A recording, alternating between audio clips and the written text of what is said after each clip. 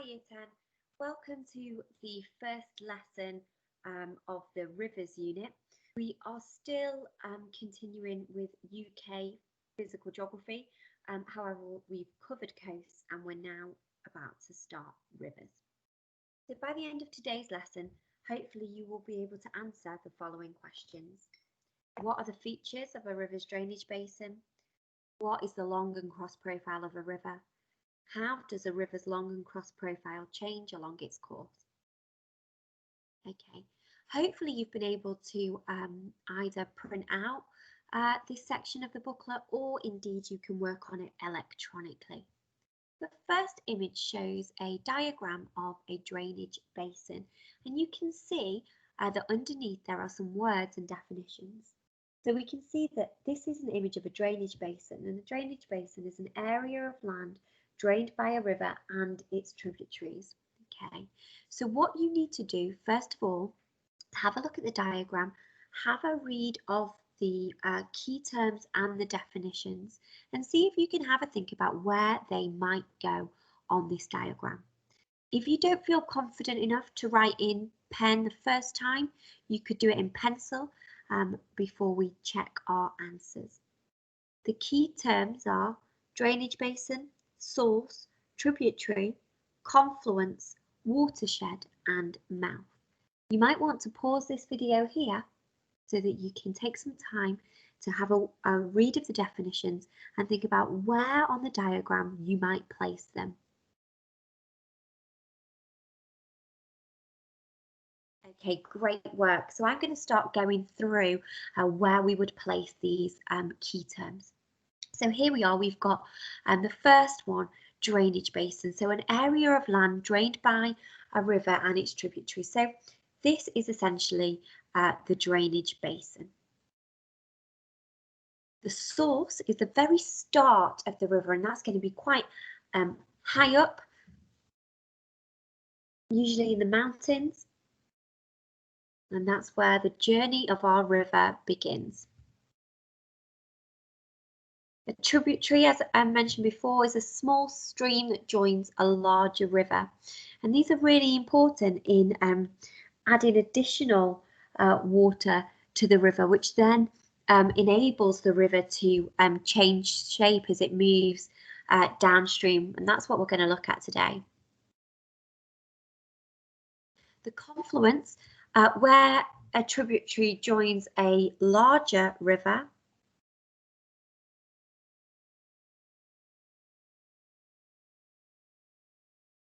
The mouth of the river is usually where a river joins the sea.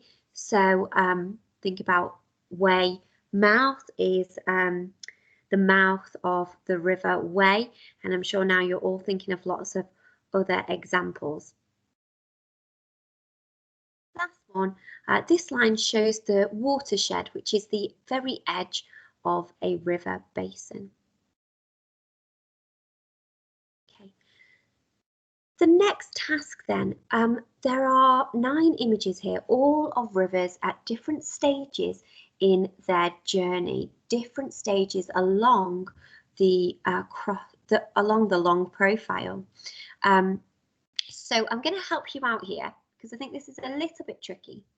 Picture A is the first picture. This is the source of the river, okay, and H is the very last one where the river, as you can see here, joins the sea. So the mouth of the river joining the sea. What I would like you to do is see if you can put in the correct order these images from A to H. How do we get from A to H? By putting the letters in the correct order. So we're thinking about how the river will change downstream. You can pause here before we do the big reveal in a moment. Okay. So as we said A, we've got the source of the river at the very start. Then we've got image D. You can see it's very narrow, very shallow. And there's two types of erosion that we have to think about when we think about rivers. There's vertical erosion, which takes place downwards, so the downwards erosion of the riverbed, or we have lateral erosion where we've got wearing away of the sides of the riverbanks. So you can see at D clearly there looks to be more vertical erosion. The river channel is very narrow, it looks very shallow, and with it being so narrow, we can tell that there's no lateral erosion here. Okay, after that we go into C, and we've got evidence there of a waterfall, which is a common landform that we would see in the upper course of a river due to that vertical erosion that we were just speaking about. Okay, so we keep going, and we've got B. We can see that our river is getting wider here, and we've got lateral erosion taking place. The river will be also getting deeper as well. If we move through to E, you can see here that there's clearly evidence of this line shows us that we've got lots of really big bends in our river, which we call meanders, and that's a common feature of the middle course of a river. Okay, and finally then we go F, wider still, G, and then finally out to C in H. So you can see a real difference from A through to H in terms of how the river looks, its depth, how the channel looks as well. Okay, so the first thing that we're going to think about then is the long profile of a river. If you imagine that this diagram is a piece of cake, and I'm going to cut the cake right down the middle of the river. Okay, cut right through the middle this way.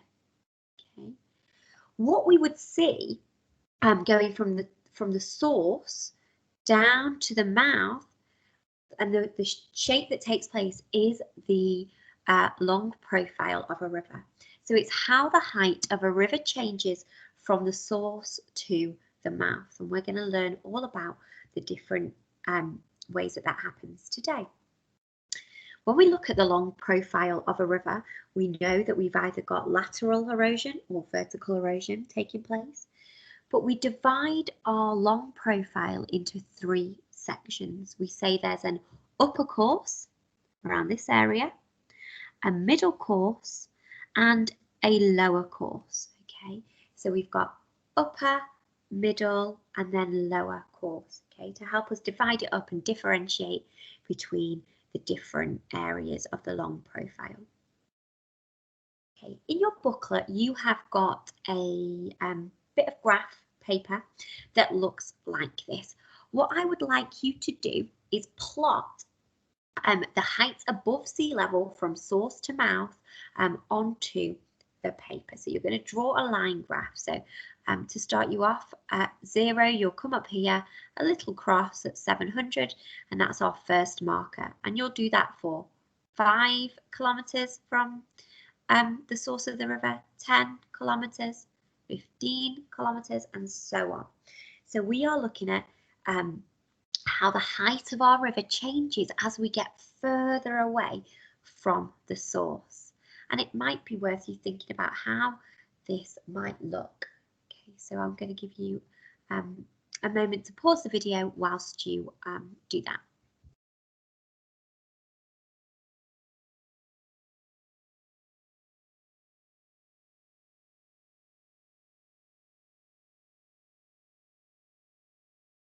Okay, so now that you have plotted your data, hopefully you have got something that looks like this. What do you notice about how the river changes from source to mouth?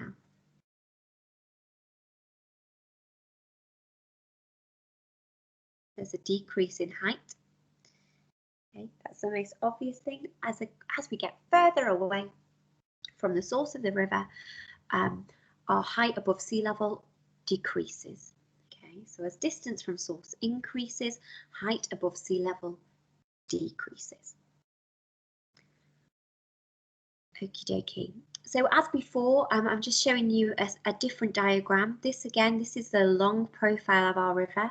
And as I mentioned, we divide the long profile of a river into the upper course, the middle course, and the lower course. So what I want us to do is have a little think about how each of these parts of the river are going to be different. So we've already said in the upper course of the river, where we're closer to our source, we can see here that the river is going to be steeper. We saw from those images that the channel is narrow and shallow, and we're most likely going to have a V-shaped valley here. So a very narrow valley floor and very steep sides. The landform that we might see here will be waterfalls. As we move into the middle course of our river, we're more likely to see lateral erosion here, some deposition. Our river is becoming wider and deeper, and we may see meanders, and we said those are those really distinct bends in our river. The lower course of our river, we're going to see much more deposition because the river will be carrying more sediment at this point. This will be our flattest gradient of the river course, and the river will be at its widest and its deepest here. I'm going to give you a few minutes to pause the video now and see if you can fill in the key terms that are on your sheet into the correct section. You may wish to do them in pencil first before we confirm the answers, but think about the way in which a river changes from the upper course through to the middle, through to the lower course.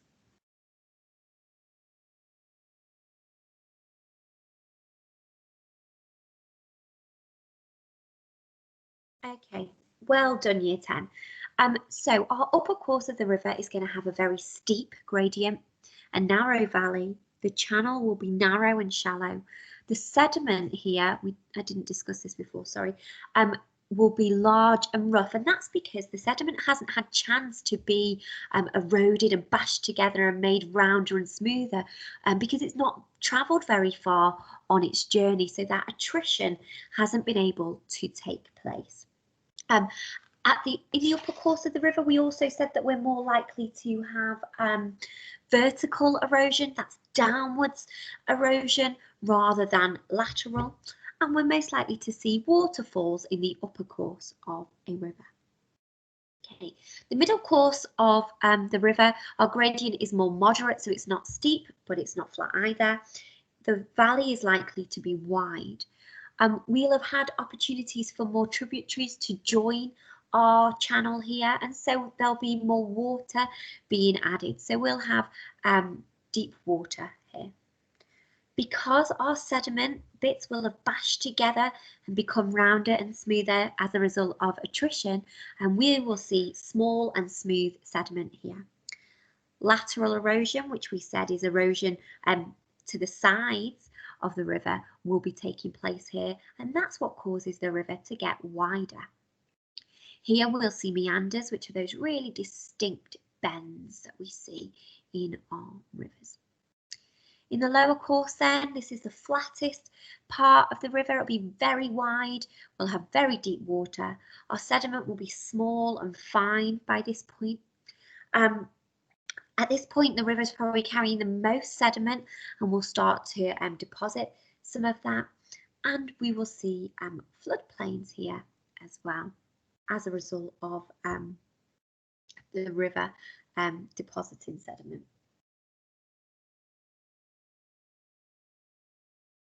Okay, this section isn't in your booklet, but as we said before, the long profile of a river is if we're cutting a cake this way, okay? But if we imagine this is a piece of cake and we're cutting it that way, this is how we'd get our cross profile of a river. Or if you imagine that I'm stood on one side of the river and you are on the other, and I throw a piece of chain, metal chain across, and we let it just lie across the river from one side to the other, the way in which that chain would lie along the riverbed and up the sides would be the cross profile of our river. So you can see here then in our upper course, the cross profile will have a V-shaped valley. Okay, we've got steep sides, and because we've only got vertical erosion, our sides will stay steep here. Okay, and we know that our river at this point is narrow and shallow and turbulent. In the middle course of a river, we may see floodplains. We've got a wider flat floor and a river that is wider and deeper. And finally, C, we've got levees. Now these are sort of natural buffers that build up at the side of our river. As our river floods, it will deposit sediment at either side, and this sediment builds up to create these natural buffers, natural protectors, that are called levees. Okay, so the last thing that we're going to do here is just describe the river valley and the channel shown in the photo. So here we can see evidence of a V-shaped valley. We've got steep sides. We have interlocking spurs where the land locks together. We've got a very narrow, very shallow channel. So we could assume that here we are in the upper course of a river.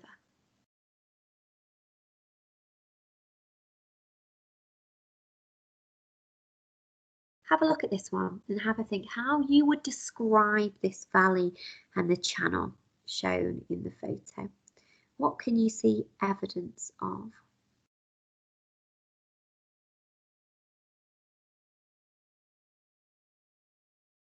Okay, we've got evidence of meanders here. Okay, there's also evidence of some deposition at this end of the river and some flooding as well. Okay, so we can tell that we could be in the middle course of the river, but perhaps approaching the lower course here as well. Okay, so this obviously is an OS map, and what I would like you to do is, using your map skills, have a think about how you would describe this river channel and valley.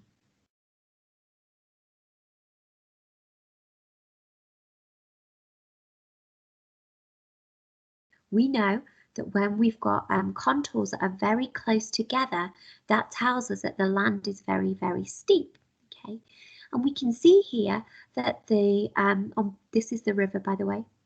On both sides here and here, it looks like it's very, very steep. Okay, we can also see that here we're 471 meters above sea level, 482, 455. So we're quite high up. It's very steep. Okay, so we can assume here that we are in the upper course of our river. Our river valley looks very narrow, and we know that we have a V-shaped valley because of these very close together narrow contours on either side. Okay, very different image here then. So here we've got the river line, and you can see here we've got evidence of a meandering river. The contours are very far apart. Okay, so we can say that this is flat, and we might be here in the middle course of the river.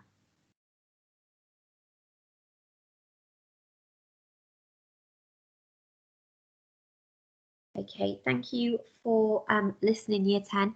If you have any further questions, please do just make sure that you get me on the chat function on Teams, and I will see you next time for our next Rivers lesson. Thank you. Bye-bye.